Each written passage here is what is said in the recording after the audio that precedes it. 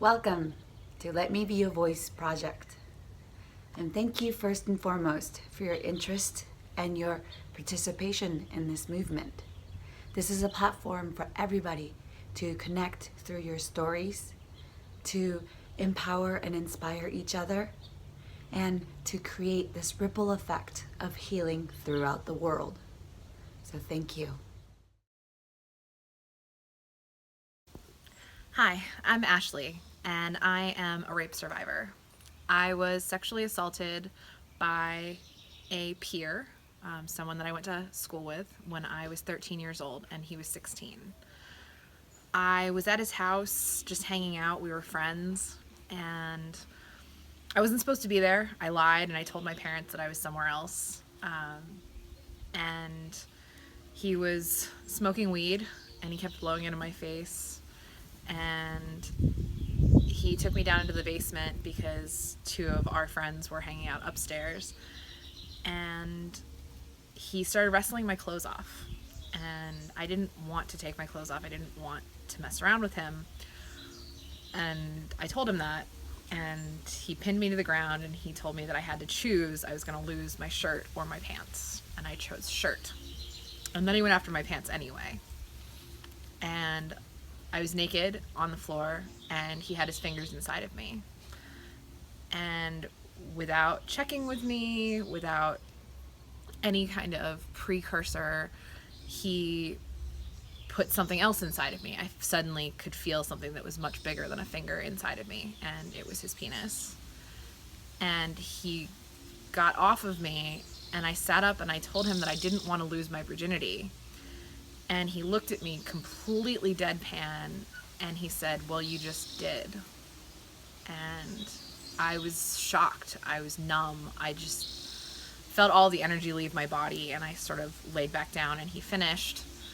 And then I went home, and I remember feeling really swollen and sore and confused, and I didn't know what rape was at 13. I didn't have a vocabulary to describe it. So when I went to school the next day in 8th grade, I told my closest friend in gym class, "I think I had sex yesterday."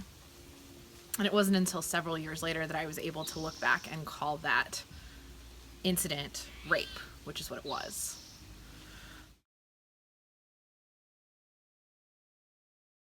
I didn't tell that story publicly until college. And when I did, it was at a Take Back the Night rally my freshman year of college in April of 2005. And I didn't even plan to speak. Take Back the Night is an incredible activist movement where people walk through the streets and chant and raise awareness about sexual violence, and then afterward they have something called a speak out for survivors to go up and tell their stories. And I was not planning to speak. And suddenly I just kind of found myself at the podium, and there were words coming out of my mouth, and I told my story for the first time publicly in front of 400 people. And I got down off stage, and I was sort of shaking, and I got hugs from my sorority sisters, and they told me that they were proud of me and that they supported me. And I realized the power of reclaiming your narrative and of telling your story and giving it a voice, which is why I'm doing this, because I think Let Me Be Your Voice is a really brilliant way for survivors to be able to tell their stories. So when I told my story, it helped me heal.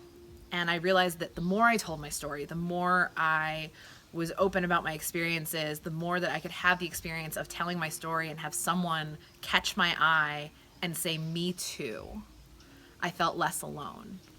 And that really helped me along my healing journey. And I say healing journey because healing is a journey, and it's not a linear journey. It's not a linear progression. There are twists and turns and backwards and forwards and upside down. And some days you will feel like you have completely integrated and healed. And other days you will feel just as bad as you did on the worst day. And that's normal, and there's nothing wrong with you, and you are not weak for having those days. You're just like anyone else who has experienced trauma. What I want people to understand is that you're not alone. It's not your fault. There's nothing that you could have done differently.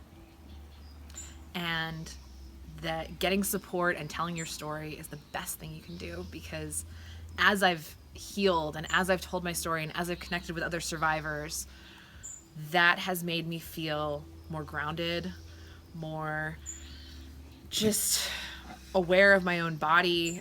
Dissociation, freezing is a very common response to trauma, and that was my default response. And I've learned about trauma and learned how to take care of myself when I'm having trauma reactions. So seeking out that support is really valuable. Thank you all for listening, and peace on your journey.